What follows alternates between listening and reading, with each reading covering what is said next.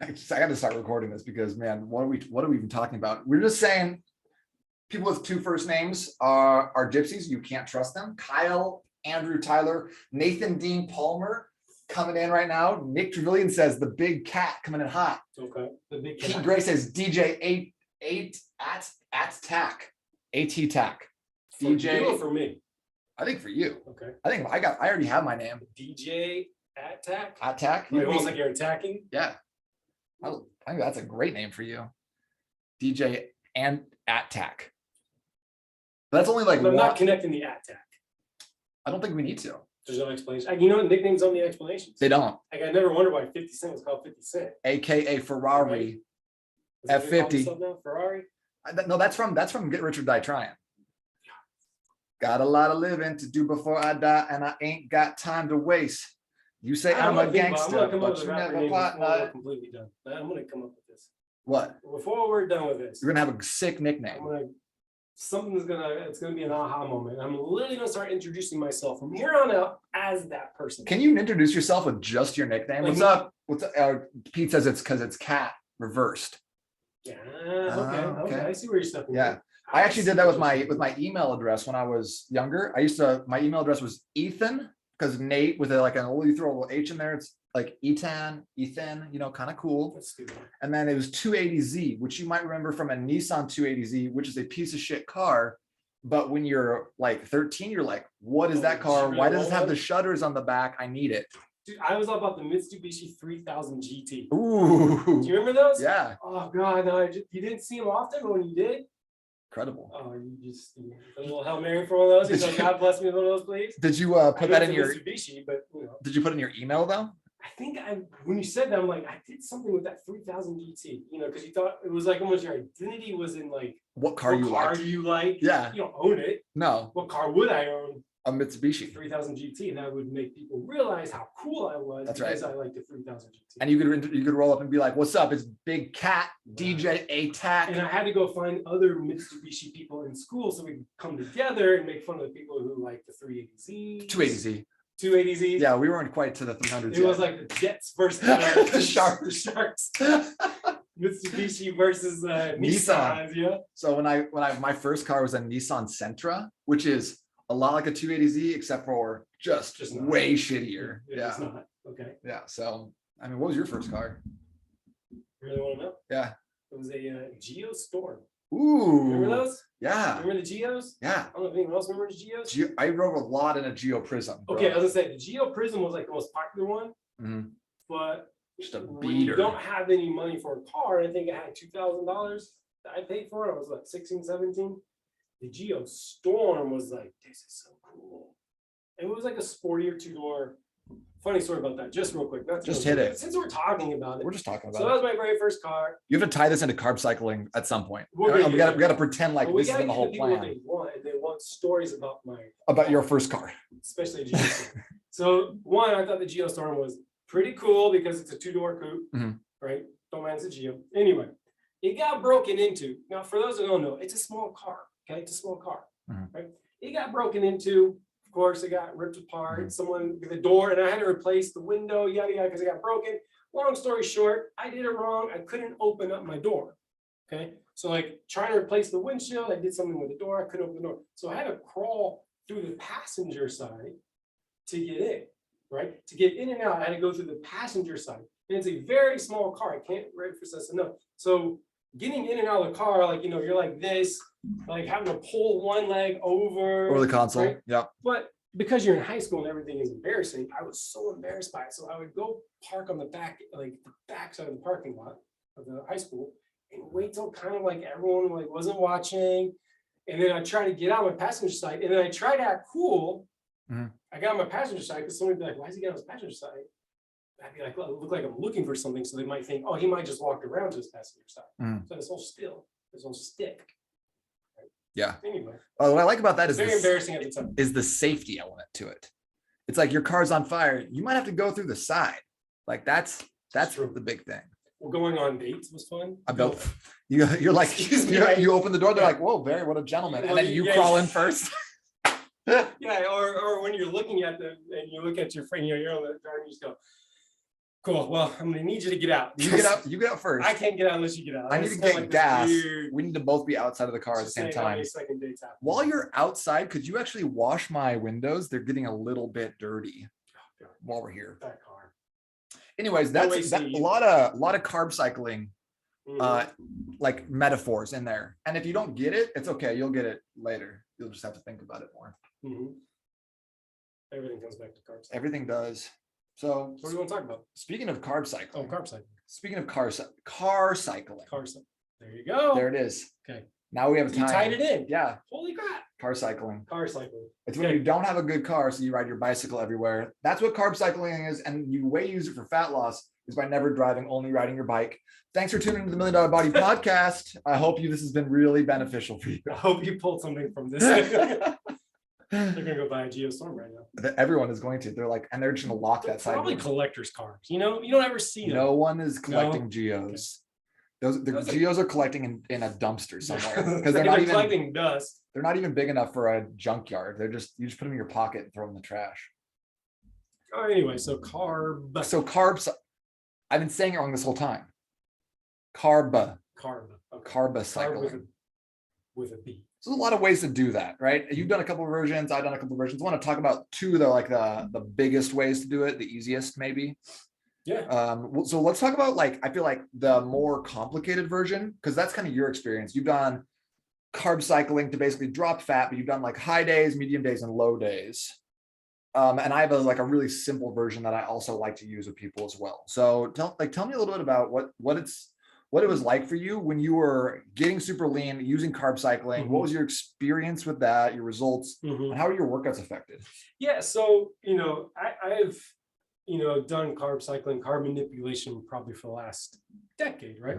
And carb cycling was definitely a big one. I didn't do much of the high-low. I did a lot of the maybe workout days, a little more carbs, or I'll go low carb all week and then have one day a week where I have a ton of carbs, right? One of those situations.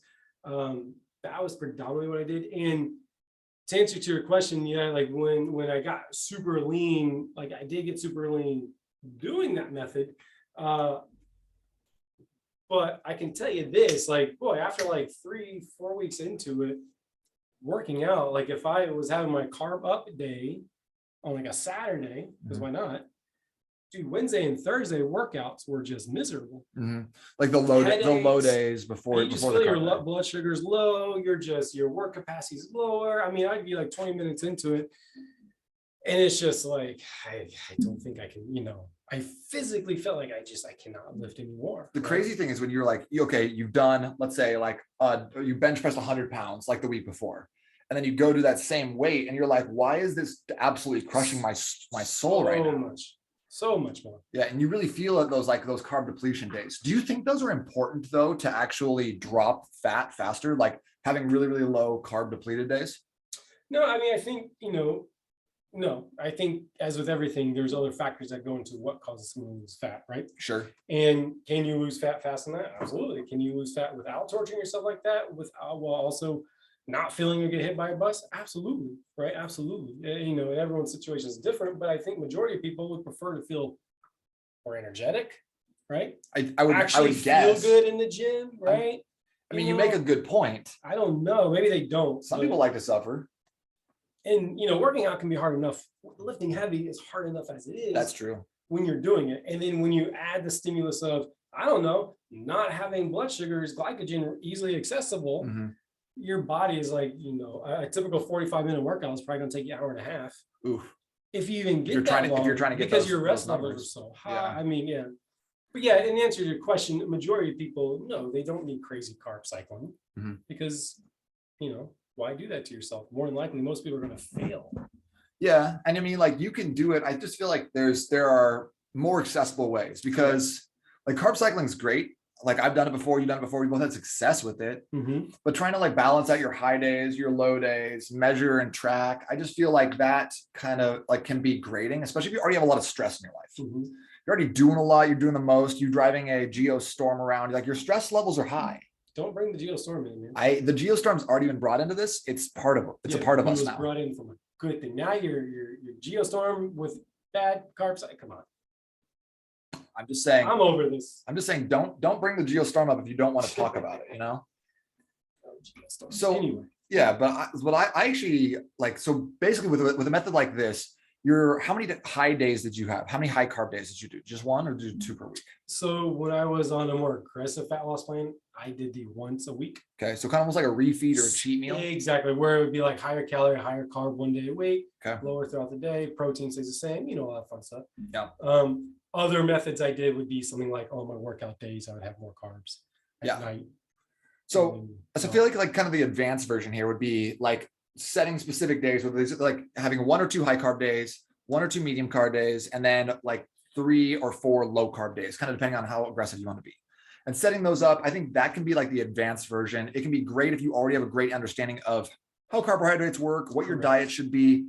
Like, I feel like in the same way that like veganism is an advanced diet, having a carb cycling, like a pretty advanced carb cycling diet can be effective, if not challenging. I think the second option that you just brought up is a lot more accessible for most of us. It's like, okay, here's the thing is post your heavy lifting days. So pick like the day you want to grow your most. So like, okay, I want to grow my chest and leg days always hard. So you do those 2 days. And those are your high carb days, regardless of when they fall in the week or like with your workouts. And I think that can be a great way to do it, especially if you're staggering most of your carbohydrates around your workouts, kind of pre and post. And I think those, if you think about putting stuff in that window, like, you know, hour, 90 minutes before, you know, like up to like the full day afterwards sort of thing, that can be an easier way, if not still a bit complicated. I find though my favorite is just a single day carb cycling where you always are eating your carbohydrates after your workout later in the day. That's my preference because it's simple. It provides like a rule, right? Which is like, don't eat carbs until dinner. I think that is like an easy rule to follow when it's a little bit more binary, it's a little bit more on off. But what have you experienced when you tried a method like that? Yeah, I agree with you because I think in essence, when you have a more solid routine, it helps increase adherence when we're not making our sole focus on, you know, monitoring and tracking, getting super lean to step on stage. That's all you think about. Sure. Versus someone who's working at a family, yeah, all they're thinking about is I want to lose weight, but they don't have the mental capacity to do all that. So they need to make routines each and every day that they can easily instill. And yeah, it might take work more in the beginning, but eventually just becomes like this, just like, you know, you should be brushing your teeth once or twice a day, I guess, right? You don't think about it, you just do it. I love what you just brought up about like kind of the dichotomy, because I think that a lot of times we see people stepping on stage and we think that's the highest level of fitness. That's what we all should be aspiring to. And I think that's where, like, you know, so you see a lot of people eating 6 meals per day, sticking with primarily like chicken, broccoli, and rice, and just kind of having these really boring meals, no like low salt. And we're like, wow, I guess that's what health looks like. Oh, yeah, true. But you've actually gone on stage. You've actually done the prep. I've never done that, but I've coached competitors. I've worked with a lot of people kind of before and after their competitions. And I can tell you for a fact that the people stepping on stage are not healthy. That is not a healthy like idea. They are stressed out. They are like not eating enough food to really recover. They're not sleeping super well. Ask anyone's significant other who's like had someone step on stage. They'll be like, yeah, he was a grumpy asshole the whole time. 100%. And also like being in this industry, like Nate, you can agree too. How many like people have you come across, and usually trainers that have competed through the years, right? And there's one person I'm thinking of in particular, I won't say who. They competed a lot. They were kind of known here locally. They were very good at what they did, but like they went through a phase like after 5 years, they like damaged their body. Like I remember like seeing them in the gym and like a little chubby, right? Which is fine. Once like, you do a lot of of metabolic damage to your body by these hardcore diets over and over again. Their metabolism big time. I remember watching her and just being like, you know, wow, that sucks. People don't realize this when they see her on stage a year ago. They think that's what we have to look like. That person is the epitome of perfection and what I should be like. But the reality is she's now suffering from that lifestyle and she's paying the price for it, which is like, I just fell for it because she's having trouble losing and she was having to go super hardcore even more. And it was just messing with her mental. Or it messes with your hormones. You get like you start experiencing like that PCOS, polycystic ovarian syndrome, like insomnia, hair loss, all those things. Because I think that like our idea is stage worthy bikini body. That's where it's at. When in reality, even just like having your body fat like 2 to 3% higher than that is sustainable. It's much easier. You can do it and feel great rather than feeling like you're like crushed all the time. I think back to, I was in Panama, and I like doing hard things. I like to choose things that are difficult because I like overcoming them. Just like that's personally kind of where I'm at. But there's nothing in life that's like fun to do when your energy is super low, you have fatigue, you just feel miserable. So I remember like we're in Panama. I'm contributing to the deforestation of the rainforest.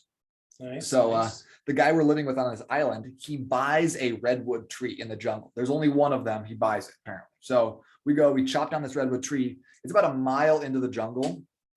And then if you know about the jungle, then you know it's not like a great place to walk. So I wear size 13s. I'm wearing at this point in time size 10 boots because that's the biggest that they have in Panama because everyone is a miniature human. So I'm wearing size 10 boots. My feet just jammed into this. And me and this little dude are trucking these giant slabs out of the jungle. So we're putting them on our backs. I'm like sweating every single time I come back from a trip. It takes me like 90 minutes to take it all the way out and walk all the way back in. I'm wringing my clothes out. I'm just so sweaty. And the first day, awesome. Like I feel really good, feel really accomplished. Like, okay, I only take out 4 of these planks in 8 hours. Each one takes me so long. It's so heavy. They're probably 110 to 150 pounds. I'm making this kid, Andres, who probably weighs $130. I'm making him drag the heavy ones because I'm like, I'm dying. But the next day, we hadn't like eaten that much food. We hadn't replenished those glycogen stores. And I was like, it was complete opposite. I was not fun anymore. I was destroyed. I was like having to sit down and take long breaks and stuff like that. I was like sloppier. My mental state was all over the place because at the end of the day, like doing hard stuff, working out, doing cardio, that can be all well and good if you're fueled up for it. Mm-hmm. So I think that having those really low carb days or doing like a complete like carb elimination can be challenging for a lot of us because it crushes our energy. That's I feel like the problem with standard issue diet. That's why I really love glycogen priming because the focus is energy first, which allows you to bleed into those like the other areas that are important to you. Doing your cardio, playing with your kids. You know, like yesterday I just ran around with Ren in the backyard for like 90 minutes, just chasing her and jumping, and she's jumping off of stuff and being crazy. Well, I just wouldn't have the energy to do that if I didn't eat the right foods. Right. No, I mean that kind of sums up, my experience with it. I wasn't obviously hauling big ass trees out of the jungle, but the reality is like, I mean, when you get to that low, when there's no glycogen in your body, very depleted, like even your muscles feel small. You just feel small. Like, yeah, it's when your goal is fat loss and weight loss, I understand when people do that and they feel that and they go, oh, I love it. Right. Yeah. Because they finally feel, water weight's down, yeah. Glycogen's down, so that the weight scale comes down. But I feel like you can get that same thing from a 24-hour fast. Exactly. Well, exactly. And that's promoting energy at the end of the day. And so I get why people are attracted to it, but the reality is like the longevity of it is the problem. Right. And like you were saying earlier, like we are so busy, and like most people probably listening to this probably aren't focusing their entire life around this is a side fitness. This is a side thing for them. This is something that we need to like check that box, close that loop so that they can go do the things that are important. So then business, family, relationships. Right. And I think that's the problem with the diet culture is diets promote themselves as, well, this is what you have to do to lose weight, but they don't take in but at what cost, right? Just like you were saying earlier, like, 6 small meals a day, trying to be on stage, like we can look at that as the epitome, but the reality is at what cost?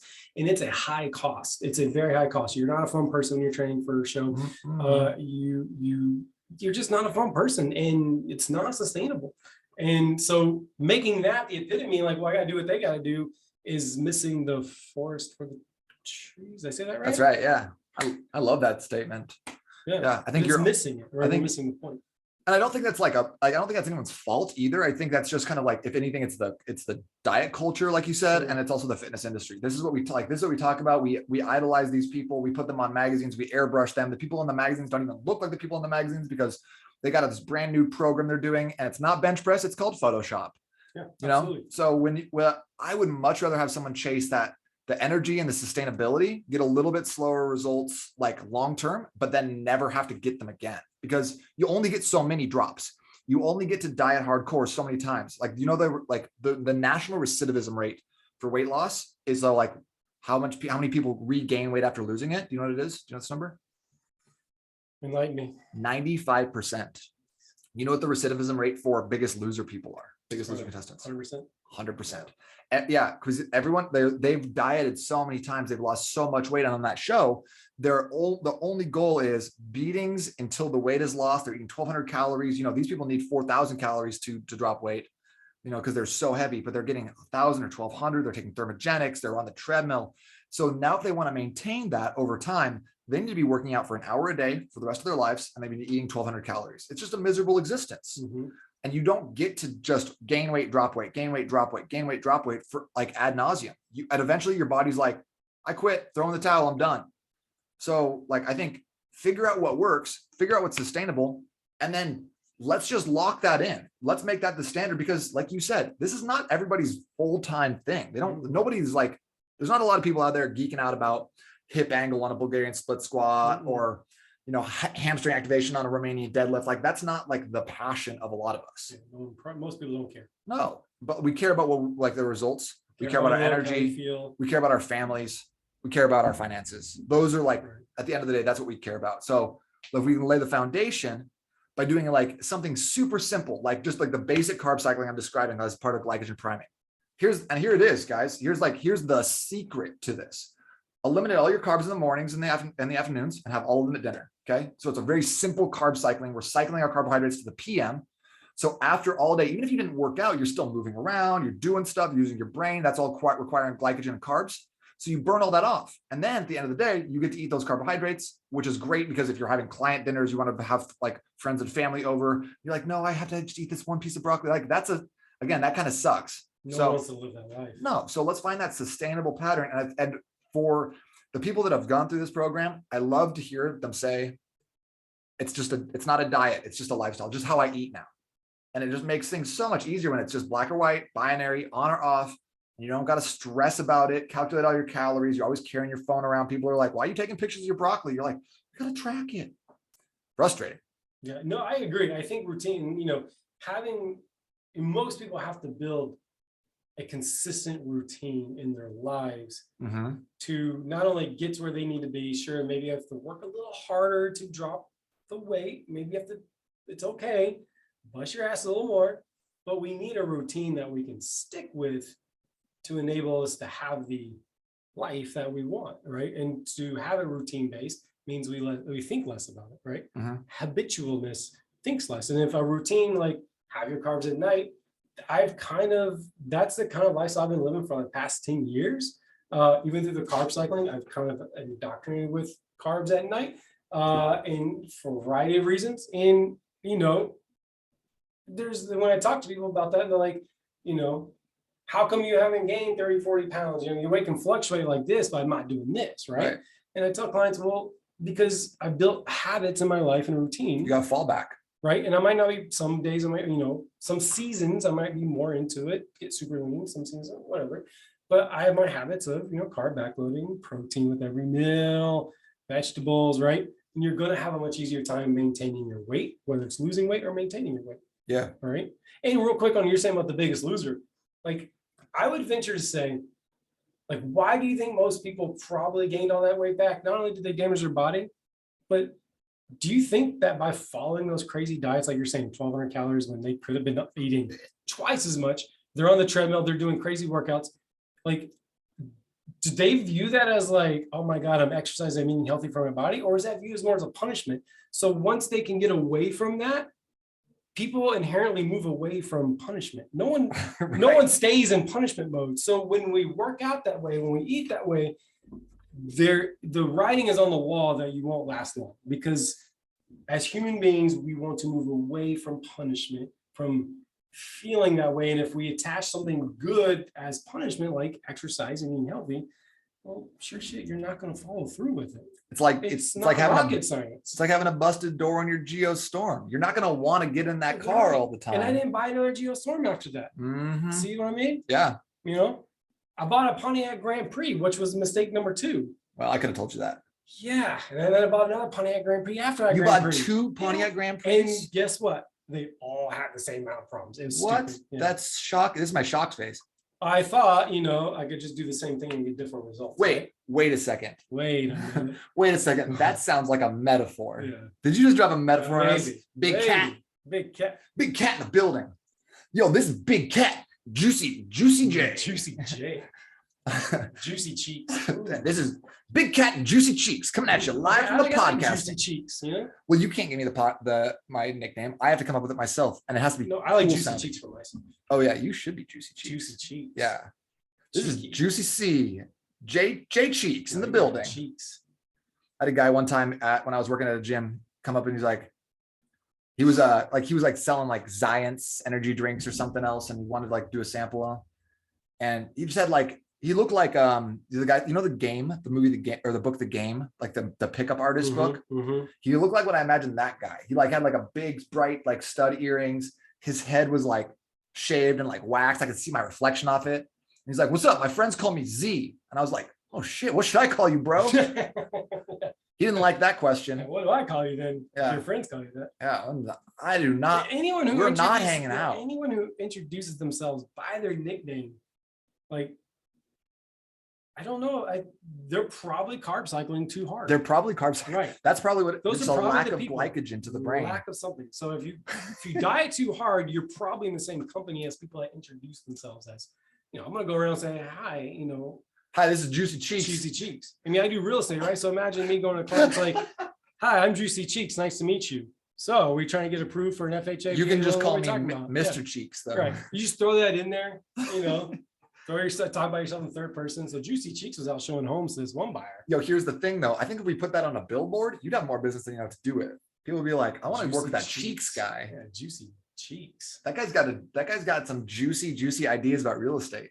That is funny. I think we could work with this. I do joke about the difference between, being in the personal training and fitness community and then going into real estate as well. Like, things don't equate the same. Like, at first being in the gym as a trainer for so long, right? Someone walks in and I'd be like, "All right, cool. Well, are you ready to do some butt stuff?" Yeah. Right. You ready to do some butt stuff? I want to feel the burn. We need to get deep in that butt and feel it. Right. Yeah. You can't say that in real estate. It took me a while to realize that. Yeah. A couple clients fell through that. I go, "I'm so sorry. So sorry." And I go, like, "Are we doing butt stuff or are we looking at homes today? What are we doing today?" Right. And they go, "What?" And I go, "I'm so sorry. I'm so sorry."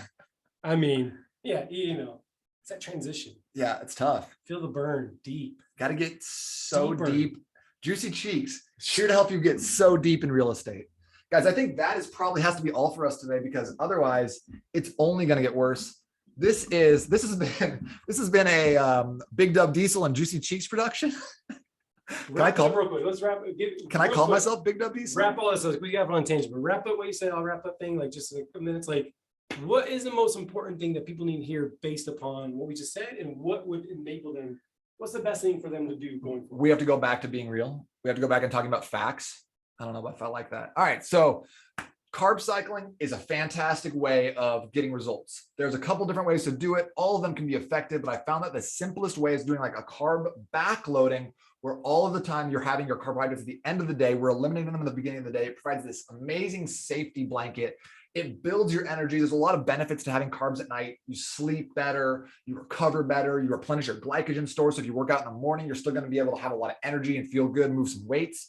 And then also, like, it's binary. This shit is too easy when you do it like this. And people are going to be struggling. They're tracking their calories. And you're over here being like, "Yeah, I guess I'll eat a bunch of spaghetti at night." And people are like, "I thought you were on a diet." You're like, "Bitch, I am."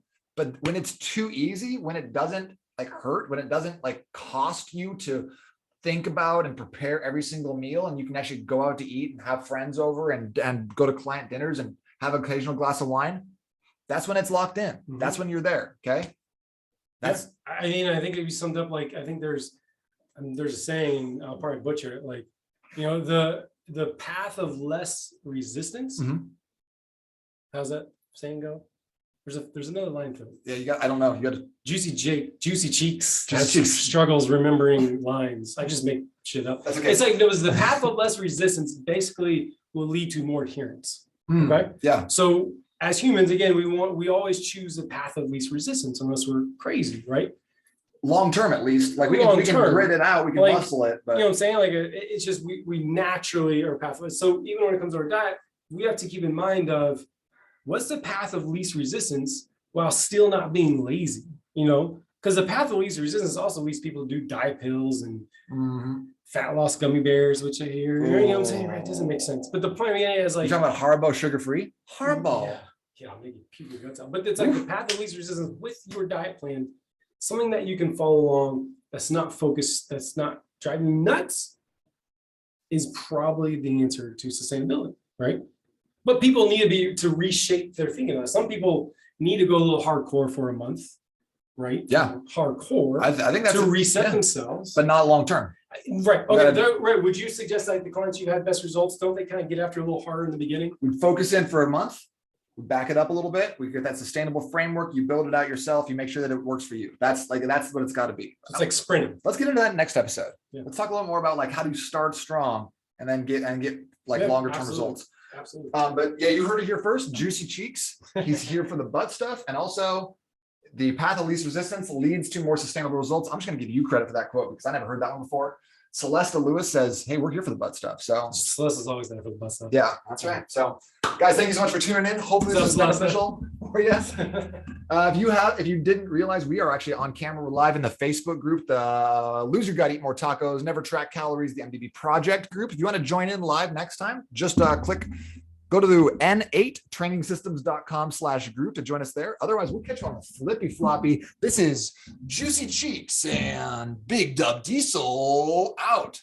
Gotta come up with a better name because that one, it's a little self-aggrandizing. I like Juicy Cheeks. No, yours is great. Juicy Cheeks. Yeah, but mine's a little. I'm gonna get my radio voice. Yeah. This is Nate Palmer, aka Nissan 280Z, coming at you live. All right, talk to you later.